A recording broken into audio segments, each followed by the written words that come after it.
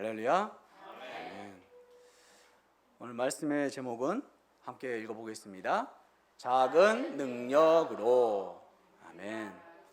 작은 능력으로란 제목으로 특별히 빌라델비아 교회를 함께 살펴보는 시간 갖도록 하겠습니다. 아멘. 우리는 소아시아 7교회에 보내는 예수님의 편지를 함께 나누고 있습니다.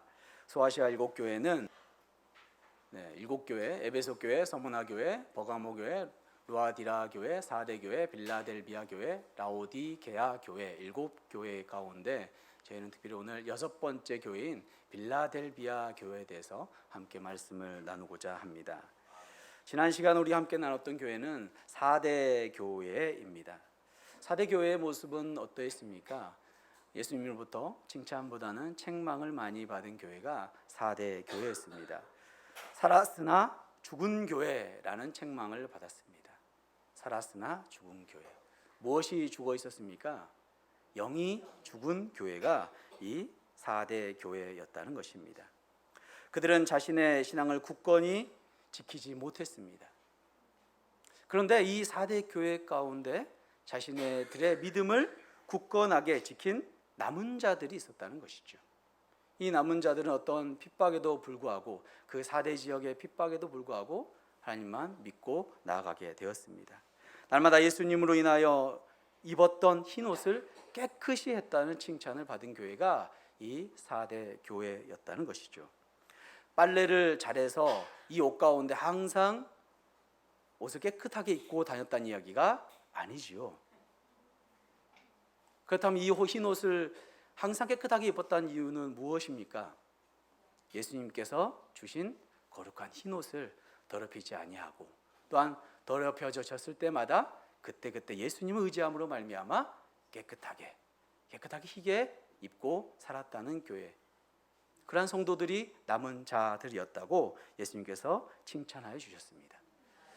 그들에게 또 어떤 말씀하셨습니까? 생명책에서 결코 지워지지 않겠다는 그러한 약속을 해 주셨습니다.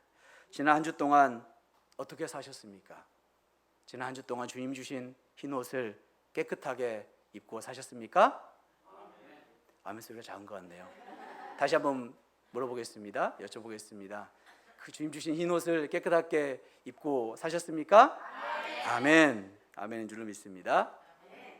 오늘은 소아시아 7교회 가운데 6번째 교회인 빌라델비아 교회입니다. 이 교회는 특별히 예수님으로부터 칭찬만 받은 교회입니다. 그래서 우리가 주변에 다니다 보면 교회 이름을, 교회 성호를 빌라델비아 교회라고 지은 교회들을 종종 보셨을 것입니다. 그런데 우리가 앞에 소아시아 교회를 나눴을 때 칭찬만 받은 교회가 또 있었죠. 어떤 교회죠? 서문화 교회. 서문화 교회와 더불어서 이 빌라델비아 교회는 칭찬만 받은 교회입니다. 이 빌라델비아 교회의 칭찬을 받은 그 칭찬, 어떤 칭찬을 받았는지 우리 함께 은혜 받는 시간 되시길 소망합니다. 아멘. 먼저 다른 편지들과 같이 발신자이신 예수님께서 어떤 분이신지를 소개하십니다. 주님은 자신을 거룩하고 진실하신 분이시라고 소개하고 있는 것이죠. 우리 함께 3장 7절 봉독해 보도록 하겠습니다. 빌라델비아 교회의 사자에게 편지하라.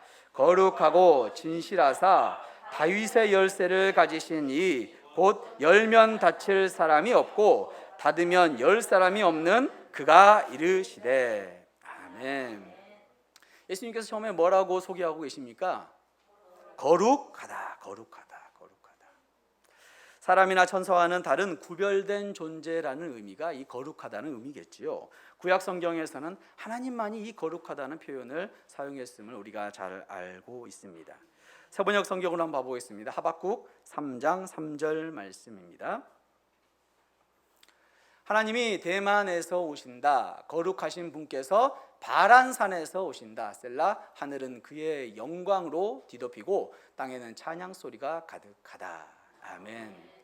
하나님께서 뭐라고 이야기하십니까? 거룩하신 분이라고 그렇게 이야기하고 있는 것을 볼 수가 있습니다. 예수님이 거룩하시다고 또 그렇게 왜 오늘 본문 가운데 이야기하고 있는 것일까요? 하나님만 거룩하신데 오늘 예수님께서 자신을 소개하면서 거룩하다라고 이야기하고 있는 이유가 무엇입니까? 하나님은 한 분이시지 않습니까? 삼위일체의 하나님, 그 한 분을 말씀하고 있는 것이죠. 그 삼위일체 하나님이다라고 예수님께서 소개하고 있는 것입니다. 또 뭐라고 두 번째 소개하고 있습니까? 진실하다라고 소개하고 있습니다.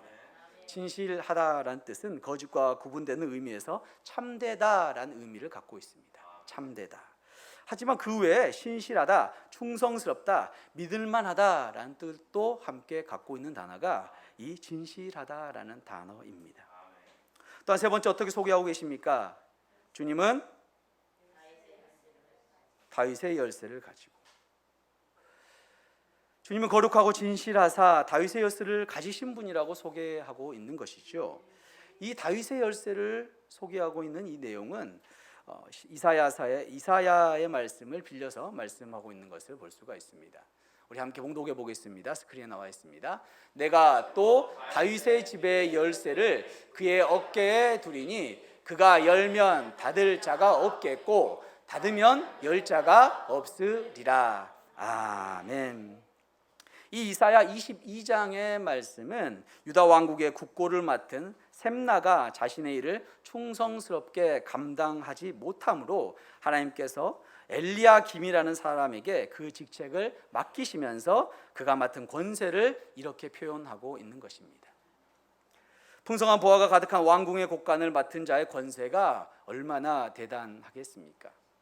그가 누군가를 돕기 위해서 문을 열면 그 누가 닫을 사람이 있겠으며, 그가 문을 닫고 절대로 도와줄 수 없다고 하면 그 누가 문을 열어서 보화를 꺼내줄 수 있겠습니까?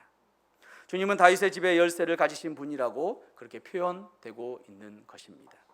물론 주님은 이 지상의 다윗 왕가의 국고 정도를 책임지는 것보다 훨씬 더 모든 만물을 창조하신 창조주 아니시겠습니까? 예수 그리스도는 부활하시어서 하나님 나라의 문을 열고 닫는 분이신 줄로 믿습니다. 그래서 자신이 원하시는 자에게 문을 열어주시며 자신이 원하지 않은 자에게 문을 닫으시는 분이시라고 지금 소개하고 있는 것입니다. 이는 또한 예수님께서 말씀하셨습니다. 공생의 기간에 말씀하셨죠. 요한복음 14장 6절 말씀입니다. 예수께서 이르시되 내가 곧 길이요 진리요 생명이니 나로 말미암지 않고는 아버지께로 올 자가 없느니라. 아멘. 누구로 말미암아요? 예수님으로 말미암아 어디로 갑니까? 아버지께로, 저 천국으로 갈 수 있다라고 말씀하고 있는 줄로 믿습니다. 오직 예수의 이름으로, 예수님의 이름만에만 사람을 구원하며 천국에 들어가게 할 수 있는 무제한 권세가 있는 줄로 믿습니다. 그런데 여기서 지금 7절의 후반절 뭐라고 나오죠? 다시 한번 봉독해 볼까요? 빌라델비아 교회의 사자에게 편지하라. 거룩하고 진실하사 다윗의 열쇠를 가지시니 곧 열면 닫을 사람이 없고 닫으면 열 사람이 없는 그가 이르시되. 아멘. 그가 누구죠? 예수 그리스도이십니다. 천국 열쇠를 가지신 예수님께서 빌라델비아 교회 가운데 또한 말씀하고 계십니다. 8절 말씀입니다. 함께 봉독해 보겠습니다. 볼지어다 내가 내 앞에 열린 문을 두었으되 능히 닫을 사람이 없으리라. 내가 내 행위를 아노니 내가 작은 능력을 가지고서도 내 말을 지키며 내 이름을 배반하지 아니하였도다. 아멘. 예수님께서 뭐라고 말씀하십니까? 이 문을 활짝 열어 놓으신다라고 말씀하고 있지 않습니까? 도대체 이 문은 어떤 문이기에 예수님께서 그렇게 활짝 열어놓고 계시다고 말씀하고 있는 것입니까? 바울 서신을 보면 문이라고 하는 용어가 자주 등장합니다.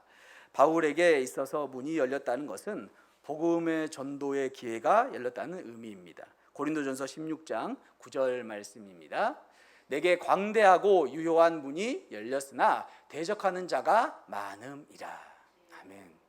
무슨 말씀입니까? 유효한 문, 광대하고 유효한 문, 바로 전도의 문이 많이 열렸었는데 그 전도에 대적하는 자들, 전도를 방해하는 사람들이 많이 있었다. 그렇게 고백하고 있는 것이죠. 바울은 에베소 사역 시에 풍성한 사역의 기회의 문이 열려 있음을 오늘 고린도전서 16장 9절 가운데 말씀하고 있는 것입니다. 또한 이 문은 주님을 위한 풍성한 사역의 기회가 제공된다는 의미로 해석할 수도 있는 것입니다. 그런데 본문 7절과 8절을 우리가 연계해서 보면 열린 문은 무엇을 의미하는지 우리가 확실히 알 수가 있습니다. 어떤 문인가요? 천국의 문. 다시 말하면 구원의 문이겠죠. 구원의 문. 그 예수님께서 구원의 문을 활짝 열어놓고 계시다고 말씀하고 있습니다. 그런데 예수님은 빌라델비아 교회의 구원의 문이 활짝 열려 있음을 왜 말씀하고 있는 것일까요? 왜 이 교회 교인들 가운데 그렇게 말씀을 하고 있는 것일까요? 8절 후반절입니다. 내가 내 행위를 아노니. 예수님께서 먼저 모든 행위를 안다고 말씀하고 계십니다. 전지전능하신 우리 주님께서 모든 것을 다 아시는 줄로 믿습니다. 모든 것을 알고 계신 주님께서 뭐라고 이야기하십니까? 내가 작은 능력을 가지고서도 내 말을 지키며 내 이름을 배반하지 아니하였도다 라고 말씀하십니다. 빌라델비아 교회가 어떤 능력을 갖고 있다고요? 작은 능력을 갖고 있대요. 작은 능력을 갖고 있는데 그 작은 능력으로 인하여서 끝까지 지켰다고 말씀하고 있는 것이죠. 그럼 이 작은 능력은 어떤 의미일까요? 영적으로 작았다는 의미일까요? 기도의 능력이 잘 나타나지 않는다는 의미일까요? 그럼 도대체 이 작은 능력이란 어떤 능력을 의미하는 걸까요? 여기서 작은 능력이라는 것은 인간의 기준으로 이야기하는 것입니다. 다시 말하면 빌라델비아 교회에는 그 교인들이 아주 작은 교회였다는 것입니다. 교회 수가 아주 작은 교회였습니다.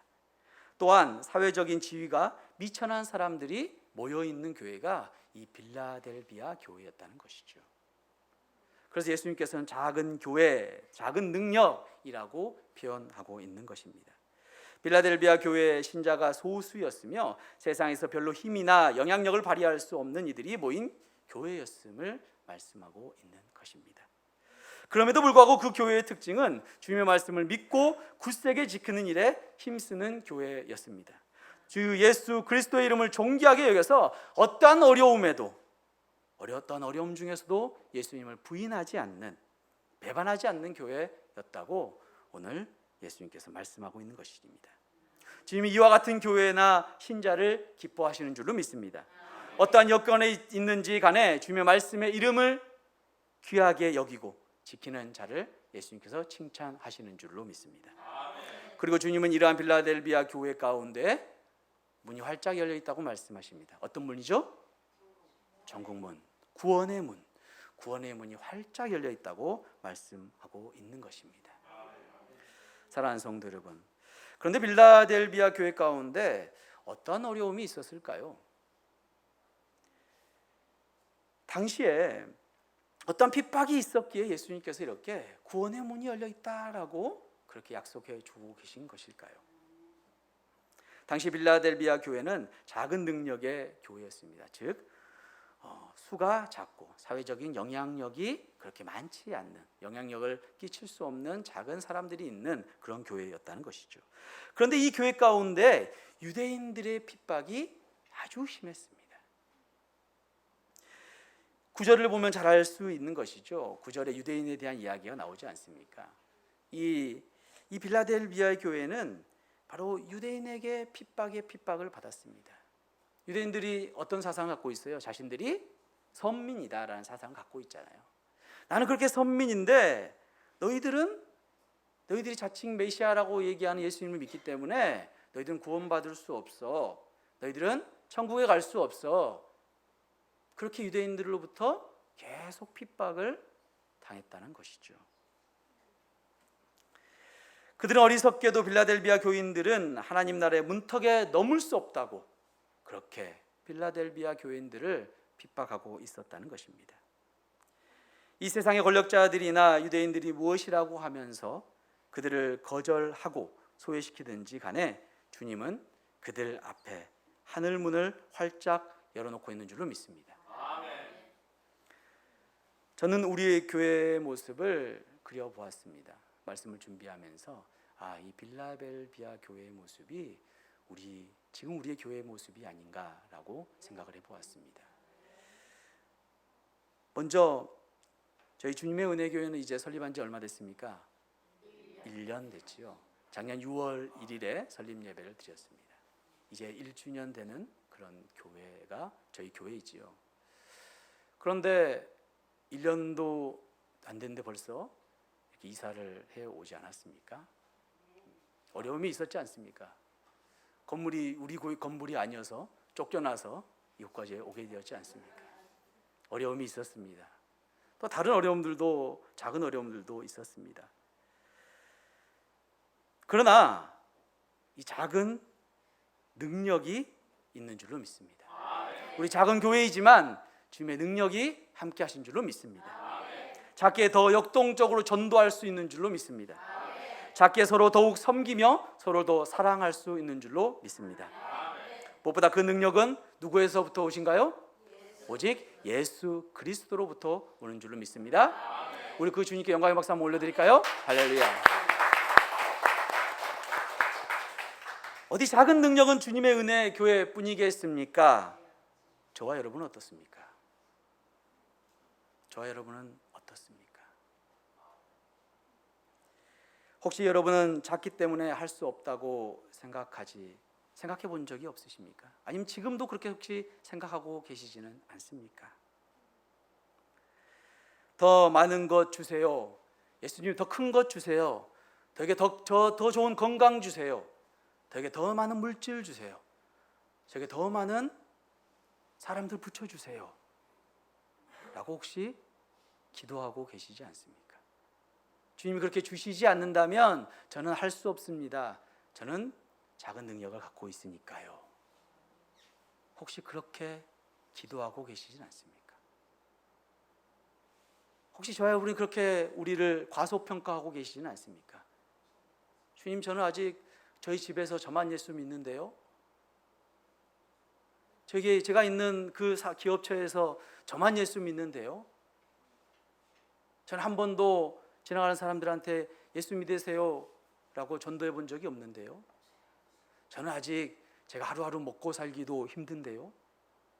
라고 그렇게 저와 여러분이 능력이 작다고 이야기하고 계시지는 않습니까?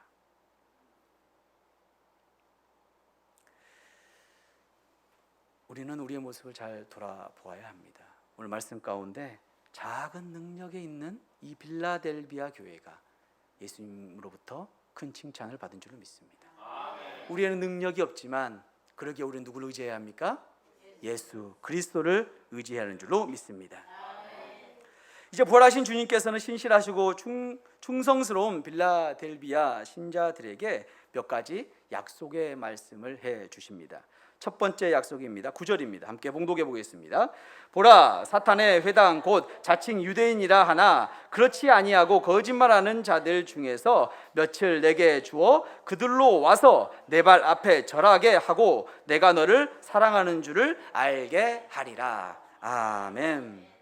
뭐라고 말씀하고 계십니까?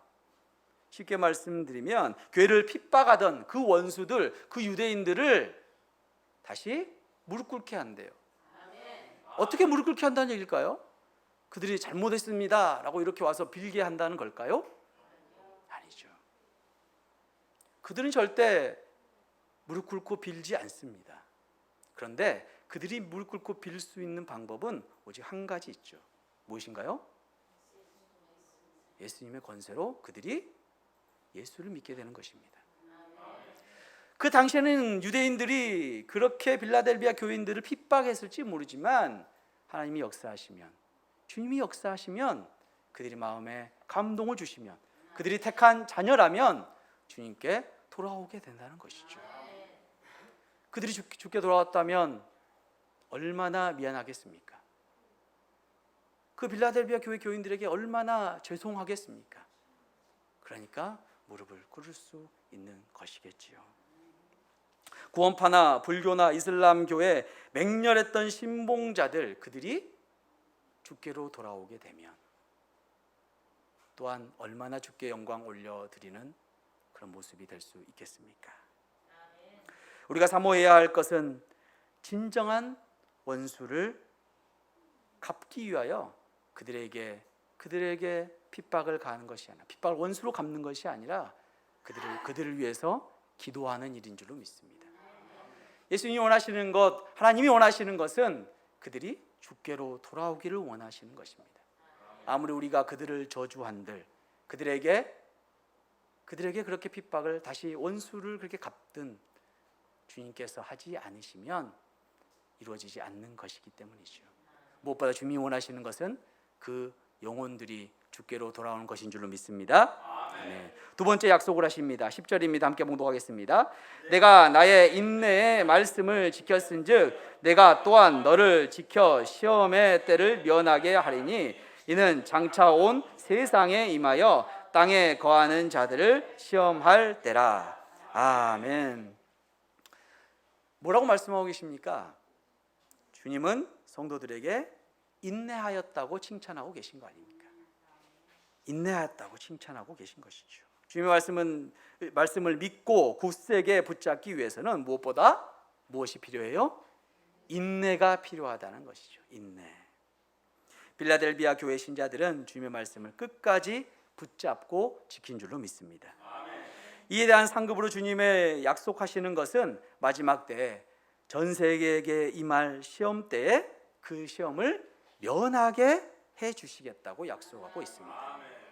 시험의 때는 언제를 의미하는 것일까요? 당연히 대환란의 때를 말하는 것일 것입니다. 그런데 문제는 어떻게 면하게 해 주실까 하는 생각을 가져볼 수 있는 것이죠.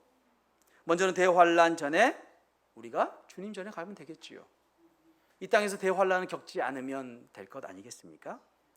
그런데 이 본문의 말씀을 원어로 좀 해석을 해보면, 비록 대환란 중에 처하며 온 세상에 사는 사람들이 시험에 넘어지고 자빠진다고 해도 주님께서 자기 성도들을 지켜 주심으로 넉넉하게 이기게 하시겠다라는 의미로 해석할 수가 있습니다. 주님께서 그렇게 이기게 하실 줄로 믿습니다. 그런데 11절을 보면 주님께서는 빌라델비아 교인들에게 한 가지 당부를 하시는 것을 볼 수가 있습니다. 11절 말씀 함께 봉독해 보겠습니다. 내가 속히 오리니 내가 가진 것을 굳게 잡아 아무도 내 면류관을 빼앗지 못하게 하라. 아멘. 주님께서 자신의 성도들을 신실하게 지켜주시며 속히 임하실 것이지만 신자들은 자신들이 가진 신앙을 굳게 붙잡고 있어야 한다는 것이죠. 자신이 누리게 될 상급인 뭐요? 면류관. 이 면류관을 남에게 뺏기지 말아야 합니다. 다 자기 옆 사람 한번 보십시오. 면류관 보입니까? 네. 면류관 한번 뺏어 보세요. 이렇게. 네, 권종원 집사님 뺏기고 있지 마십시오. 네. 면류관 뺏기지 말아야 됩니다. 신앙의 여정은 마라톤 경기와 같습니다. 마라톤 경기를 한번 봐보면 처음에 출발할 때 1등으로 출발한 사람이 마지막에 도착 지점에서 1등을 하는 경우는 별로 본 적이 없는 것 같습니다. 마라톤 경기를 보면 우리가 생각했던 것처럼 처음에 달리는 것도 중요하고 중간에 달리는 것도 중요하고 마지막에 골일 때에 골이 나는 것도 중요한 것을 알 수가 있는 것이죠. 무슨 말씀을 하고 싶은 것일까요? 신앙은 과거가 중요하지 않습니다. 우리 믿음 생활 가장 중요한 건 어디입니까? 현재입니다. 현재. 과거에 믿음이 좋았다고 해도 예수님께서는 그 믿음을 보시고 구원하지 않으십니다. 과거에 그 모든 믿음을 보시고 면류관을 주지 않으신다는 거예요. 우리의 믿음은 항상 현재해야 되는 줄로 믿습니다. 왜 현재해야 될까요? 예수님 언제 오십니까? 예수님 내일 오전 6시 오신다고 하는데 들으셨어요? 아무도 모르지 않습니까? 그러기에 예수님 오신 그때의 믿음이 우리의 면류관을 결정하는 줄로 믿습니다. 우리를 구원하시는 줄로 믿습니다. 그래서 우리의 신앙은 항상 현재여야 하는 것이죠. 이제 예수님께서 말씀하십니다. 12절 함께 세 번째 약속을 함께 나눠보도록 하겠습니다.